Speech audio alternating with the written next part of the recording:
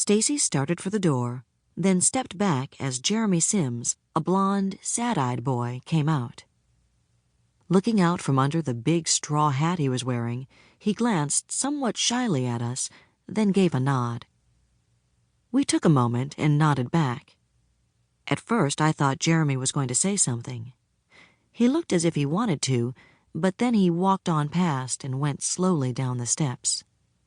We all watched him. He got as far as the corner of the porch and looked back. The boys and I turned and went into the store. Once inside, we stood in the entrance a moment, somewhat hesitant now about being here. At the back counter, two of the storekeepers, Thurston and Newbery Wallace, were stocking shelves. They glanced over, then paid us no further attention. I didn't much like them. Mama and Papa didn't much like them either. They didn't much like any of the Wallaces, and that included Newbery and Thurston's brother Caleb and their father, John. They said the Wallaces didn't treat our folks right, and it was best to stay clear of them. Because of that, they didn't come up to this store to shop, and we weren't supposed to be coming up here either.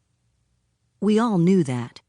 But today, as we had walked the red road toward home, Aunt Callie Jackson, who wasn't really our aunt, but whom everybody called that because she was so old, had hollered to us from her front porch and said she had the headache bad. She said her nephew Joe was gone off somewhere, and she had nobody to send to the store for head medicine. We couldn't say no to her, not to Aunt Callie. So, despite Mama's and Papa's warnings about this Wallace place, we had taken it upon ourselves to come anyway. Stacy had said they would understand, and after a moment's thought had added that if they didn't, he would take the blame, and that had settled it.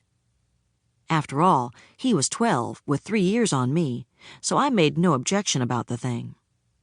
Christopher John and Little Man, younger still, nodded agreement, and that was that. "Now mind what I said," Stacy warned us again, then headed for the back counter and the Wallaces. Christopher John, Little Man, and I remained by the front door looking the store over. It was our first time in the place. The store was small, not nearly as large as it had looked from the outside peeping in. Farm supplies and household and food goods were sparsely displayed on the shelves and counters, and the floor space, too, while on the walls were plastered posters of a man called Roosevelt. In the center of the store was a pot-bellied stove, and near it a table and some chairs. But nobody was sitting there. In fact, there were no other customers in the store. Our eyes roamed over it all with little interest.